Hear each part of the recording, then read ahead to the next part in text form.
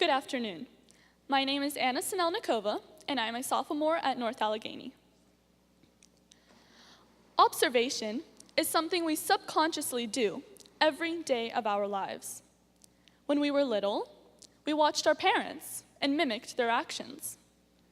We learned to play through observation. We learned and continue to learn new skills by observing and imitating. We build upon those skills by observing. And as we grow, we share our observations with the next generation, and the cycle continues. The poem I'm about to share with you is one I wrote a few years back, but I still think it embodies the essence of human life. It is titled The River of Life. A small creek forms, making its way into the world, slowly crawling along, unaware of the truths it is about to behold. Stumbling, grumbling, it grows stronger, not wishing to be held back any longer. The small creek that was once adored by all around is now a youthful river ready to abound. Dashing headlong into unknown territory, it knows not what is mandatory. The years of youth are over, the river has now grown, but its footprints are forever carved in stone. The mature river takes care at every bend, the twists and turns it tries to comprehend. Before long, the river has aged, but its spirit is not caged.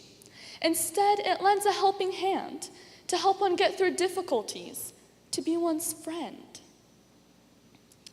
The river's legacy we shall never forget.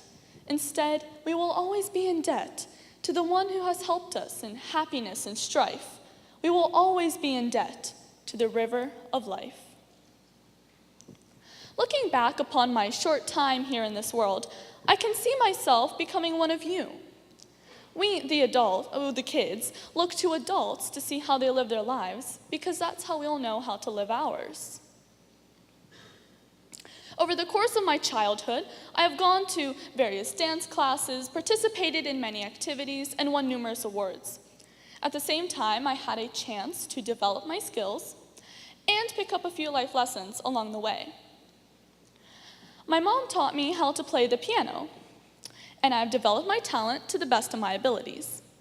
She also taught me how to work hard and overcome a challenge.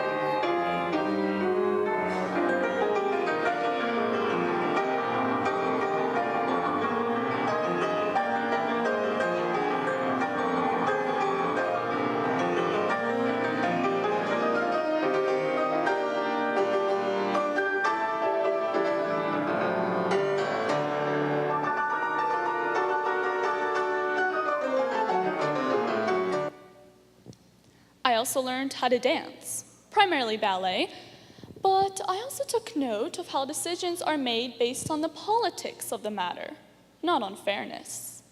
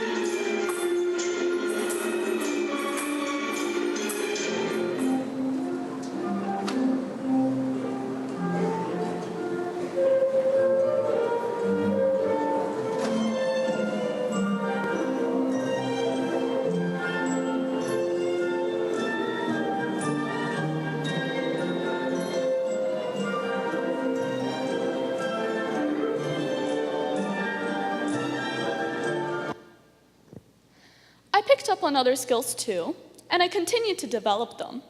But one skill overshadows them all: the ability to multitask, to rush, to get through as much as possible in as little time as possible. The videos you just saw are a great example of this. At first glance, we can see the positive effects of rushing. But when we start to apply this method to everything, that's where our society has gone wrong. Through this tumbling lifestyle, I started to think, and those thoughts are what I have to share with you today. Why are we rushing? The amount of times we have sped through the day to get to evening, rushed through the week to get to the weekend, tumbled through the year to get to summer is beyond believable. Whatever for? Is there a prize at the end? I don't know of any prize. All I know is that we seem to age faster. Precious moments are lost in the mist, and our state of mind becomes scrambled. It is easy to say that the solution to all this is to follow the old adage, stop and smell the roses. But as we all know, the world doesn't work this way. Instead, we are always comparing ourselves with others, hoping that the path we took is the best path, worrying about all the little things that get left behind. So, I challenge you, is this the right way? I mean, we just make ourselves run in this circle and we don't get anywhere. We see ourselves moving from place to place, searching for the best opportunities and climbing the social ladder. Now, tell me honestly, these people, are they happy? I only see this worn-out, stressed person who has jumped from one end of the planet to the next in search of materialistic satisfaction. And I don't know if that's right. You know, I would love for the world to calm down. Seriously, calm down. The forces and complexities that plague the adult population now affect children as young as 4 or 5 years old. We're always in search of something better than ourselves, something greater. And instead we end up in misery. You know, we may claim that we have found our satisfaction, that we have money and a home and all these wonderful things.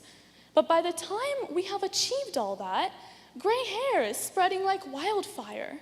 Wrinkles become more defined, and our body just starts to collapse.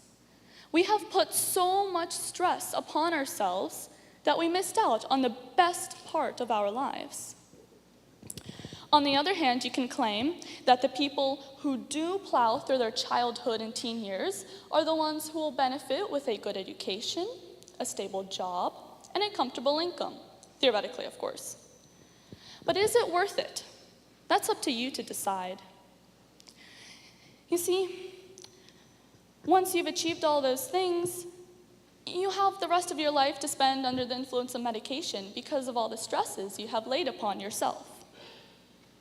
Okay, so let's take a deep breath and calm down.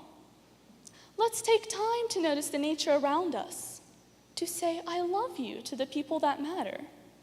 We will certainly feel much more relaxed and appreciative of what we have. Well, perfect.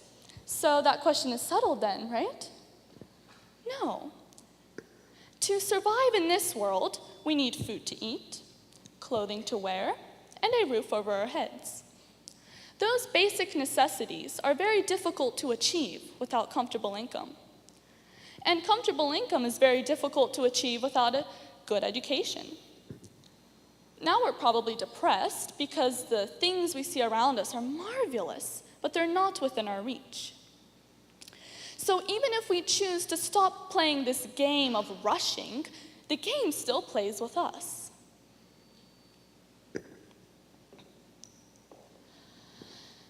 Okay, so what do we do? And that's the question that I ask you to think about today. Do we go ahead and rush and achieve all these materialistic things that we seem to treasure? Because after all, our society is quite accustomed to rushing. There's always been a moment when we competed with our peers or dashed headlong into an unnecessary project. However, I am sure that there is another caliber of people, those who are calm and understanding. So ever since this question of why we're rushing formed in my head, I've been trying to solve the problem, trying to win this game, as you may say. Unfortunately, I have found that any way you turn it, you lose in some aspect. I guess the best we can do is try to balance our ambitions with our soul. So those are the thoughts that I have to share with you today, and they don't come out of the blue. They come from looking at you. And as with all humans, I imitate and fall into the same trap of rushing and rushing and rushing. At the same time, I believe that the next generation has a lot to offer by being different, more patient, more compassionate, and more loving. However, this transformation cannot be made while we are embracing our materialistic way of life. Therefore, I challenge you to remember that while we play, learn, and build all that you have taught us, we also observe. And those observations are what we will share with the future. Thank you.